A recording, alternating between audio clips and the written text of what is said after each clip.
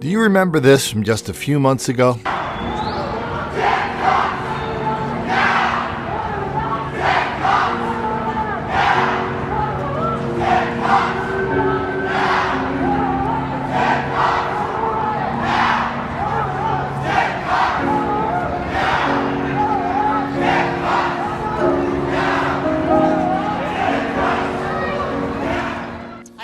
Officer Randolph Holder was a 5-year veteran, as you mentioned. He was responding to a 911 call from gunfire, which erupted between two rival gangs here in East Harlem.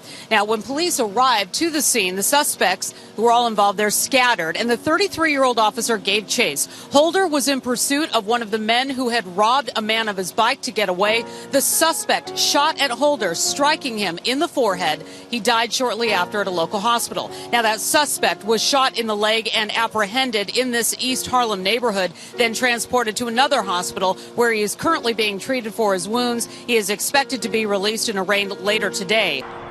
I was on a radio show for 2 hours over the weekend, Hagman and Hagman, a Christian show.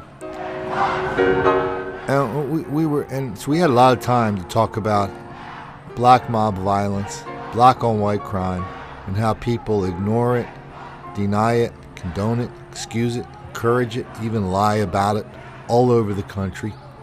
And people would call in from different parts of the country, and I would give them some specific examples what happened in their part of the world.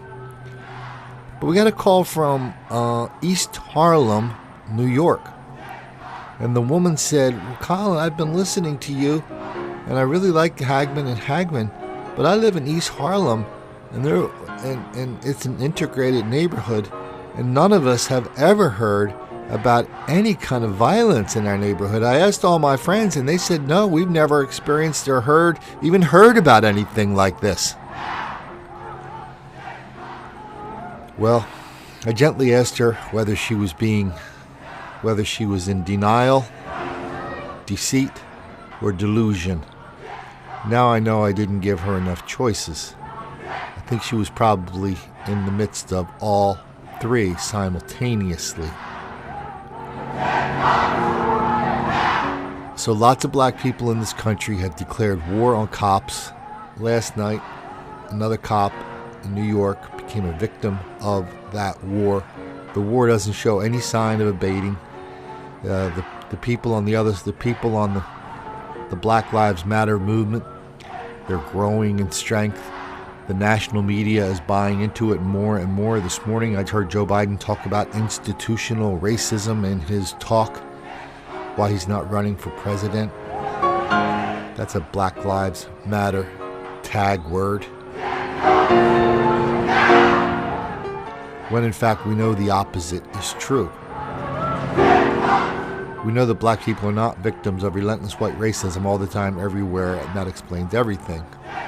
We do know there's an enormous amount of black mob violence, black crime against old people, young people, white people, Asian people, black people, gay people, that people just refuse to acknowledge.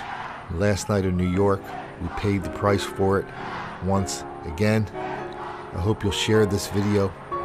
Hope you'll like it. I hope you subscribe to this channel.